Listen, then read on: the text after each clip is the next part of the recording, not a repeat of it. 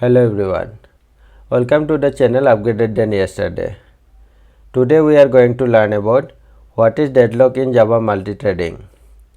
We will discuss a Java program to generate deadlock. At the end, we will learn how to avoid deadlocks in the code.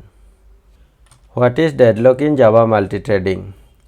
A deadlock in Java multithreading is a situation where two or more threads are waiting for a resource that is acquired by some other thread.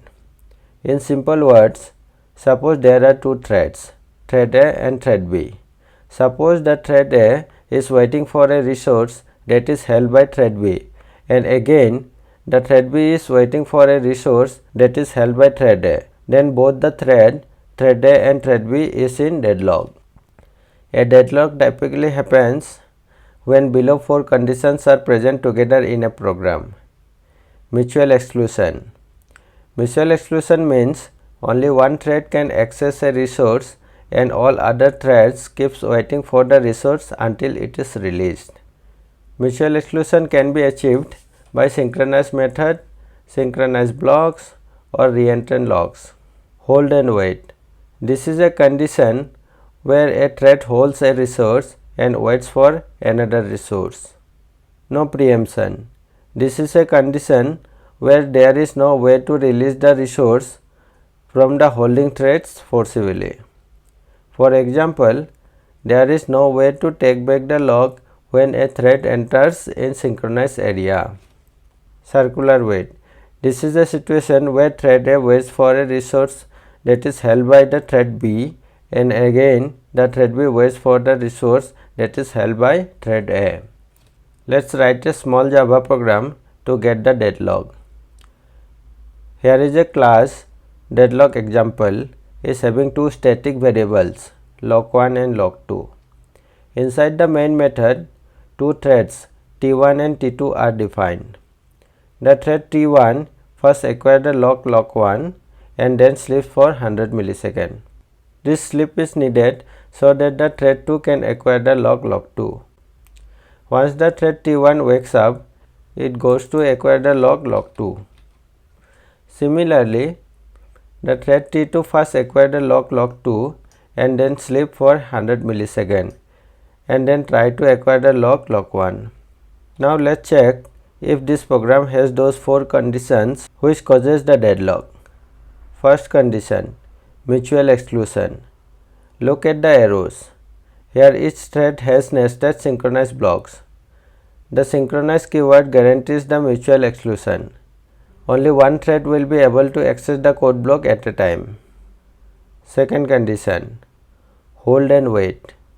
As shown, the thread T1 holding the lock lock1 and waiting for the lock2. Similarly, T2 is holding lock2 and is waiting for lock1. Third condition, no preemption.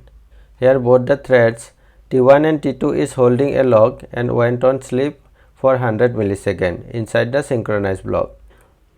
There is no way to forcefully release the lock. The lock has to be released by the holding thread once its execution is over. Fourth condition, circular waits. Look at the arrows. Thread T1 is holding lock1 and waiting for lock2. Similarly, the thread T2 is holding lock2 and waiting for lock1. Let's understand the program, how it is going into deadlock. Both the threads T1 and T2 started execution together. We cannot assume which thread will start execution first because it all depends on the thread scheduler. Suppose T1 got the lock lock1 first, acquired it and went on sleep for 100 milliseconds. By that time, T2 got the lock lock2 and acquired it and went on sleep for 100 milliseconds. Now when sleep is over, T1 goes to acquire lock2, but since it is already held by T1, so it will go to the waiting state. Similarly, T2 wakes up and goes to acquire the lock1, but since it is already held by T1, so T2 will go to waiting state. This way, both the threads will be waiting for the lock for forever.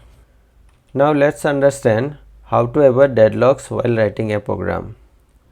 Always acquire the locks in the same order.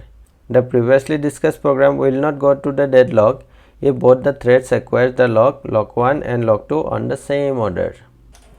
Use reentrant lock for locking instead of synchronize keyword. The reentrant lock has better concurrency handling methods like try lock, lock, unlock, etc. Always avoid nested locks if possible. There is always a chance of circular wait in the nested locks. Use timeout based locking so that the lock will be held by a thread for a given time only. That's all for this video. I hope you liked this video and were able to learn something new. Until the next video, take care, bye bye, and thank you for staying with me.